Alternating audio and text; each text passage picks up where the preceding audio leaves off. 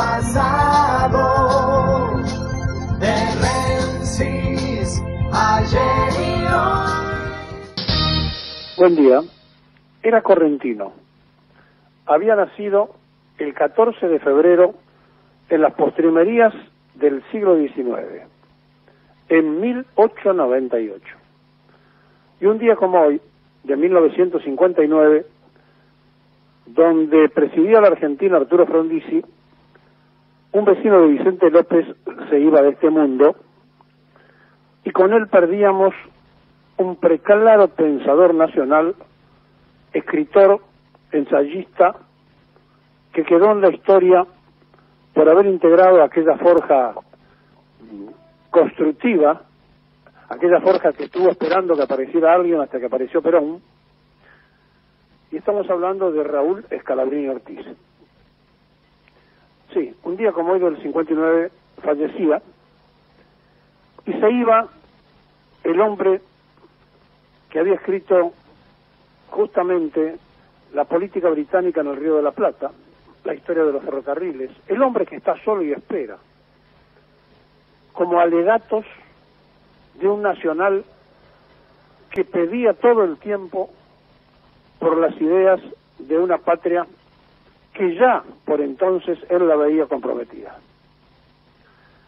Scalabrini se transformó, sin embargo, igual que Jauretche, en una de las plumas utilizadas por Rogelio Frigerio, que había sacado una revista que se llamaba ¿Qué?, para hacer campaña para Frondizi. Y como por entonces el peronismo había decidido, aunque la orden no era muy acatada por los jóvenes del peronismo de aquella época, votar por Frondizi en contra de Balbín, en la división que se había producido en la Unión Cívica Radical, porque había una promesa en un pacto que se hizo de dejar en libertad a los presos peronistas, de entregar a los sindicatos a sus legítimos dueños, porque estaban todos intervenidos por la fusiladora, y entonces se optó por allí. Y Raúl también creyó en lo que Frondizi decía, de política y petróleo, y de las cosas que supuestamente quería hacer. Él se murió sin ver que Frondizi no hizo lo que prometía, se murió sin ver que Frondizi aplicó el plan Conintes y puso presos a ferroviarios y a bancarios después de raparlos en Campo de Mayo,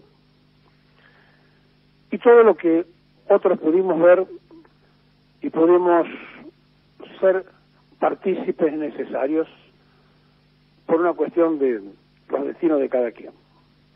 Allá por 1973, cuando el peronismo volvió al gobierno, nos tocó personalmente ser director de prensa e informaciones de la Municipalidad de Vicente López, y lo primero que le dijimos al intendente fue: hay que hacerle homenaje a Raúl. Y él aceptó, y inauguramos la sala de periodistas con el nombre de Raúl Scalabrini Ortiz, invitando a todos los periodistas extranjeros y nacionales que estaban acreditados en la Casa de Perón, para que vinieran al municipio en el acto, que fue formidable, con Mecha, su esposa, en un homenaje que, claro, duró nada más que el periodo que duró el gobierno. Por supuesto, después desapareció la prensa, en sala de prensa, y desaparecieron los retratos, no solo de Scalabrini, sino de todos los caudillos que ilustraban aquella sala de periodistas. Y el tiempo quiso que su biblioteca fuera a parar a uno de los gremios, el gremio de los del personal superior de ferrocarriles, por esas cuestiones de la vida, porque la burocracia no permitió. La señora nos había ofrecido la biblioteca, nosotros dijimos que con gusto, pero no para nosotros, sino para que quedara en el municipio, y por esas cuestiones burocráticas no teníamos un camión, aunque usted no lo crea, para ir a buscar los libros, y cuando fuimos, estaba con un candado, ya se había mudado, Mecha, y por suerte esa biblioteca fue a parar a manos de los trabajadores ferroviarios. Un día como hoy, se moría el hombre que estaba solo y esperaba. Y es cierto que hay muchos argentinos que nos sentimos solos, desprotegidos y esperando, porque no encontramos en la dirigencia actual una interpretación real del momento en que se vive. El presidente a los gritos diciendo que no hay que dividirse nunca más porque cuando se dividieron apareció Macri. ¿Y a quién se lo dice? Porque él es uno de los protagonistas para la unidad, no sé a quién se lo dice. Y por el otro lado, Mauricio Macri, saliendo a decir que este gobierno, que es un desastre, dejó una fábrica de trabajo para la cámpora en Aerolíneas Argentinas, y Patricia Bullrich diciendo que si ella es presidente va a anular el Ministerio de Salud y el de Educación, y Milei diciendo de que las armas se tendrían que vender libremente en los supermercados. Y entonces uno dice, qué lejos de Jauretche, de Scalabrini, de Forja, ¿no? Qué lejos, y qué nos pasó para tener la clase dirigencial de hoy. ¿En qué momento perdimos la brújula de los niveles de la conducción, de la inteligencia, del sentido común? Pero se perdió. Y se perdió porque se fueron aquellos que desde la intelectualidad podían hacer cosas. Ya no está Fermín Chávez, ni siquiera está Pavón Pereira para contarnos cosas de Perón. Y se fueron de a uno, y cada uno de los que se fue dejó un hueco que nadie llenó en una intelectualidad que está entre lo confundido y lo entregado, entre aceptar el mundo que ellos creen que es de la modernidad y personajes que creen que es un idioma, distorsionar el español, o que creen que lo binario es un derecho de las mayorías, y el censo arrojó el 0,012% de gente que se considera binaria. Pero para todo esto el gobierno hizo un escándalo, creyendo que era una gran conquista. ¿Sabe cuáles son las conquistas?